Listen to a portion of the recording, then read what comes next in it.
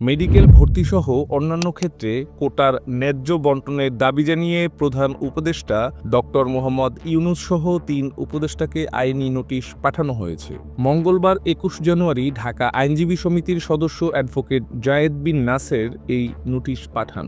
নোটিশে বলা হয়, মুক্তিযোদ্ধা কোটা মেধাভিত্তিক প্রতিযোগিতামূলক পরীক্ষায় বৈষম্যের সৃষ্টি করছে। এতে দেশের সাংবিধানিক মূল্যবোধ, সাম্য, মানবিক মর্যাদা এবং সামাজিক সুবিচার ক্ষতিগ্রস্ত হচ্ছে।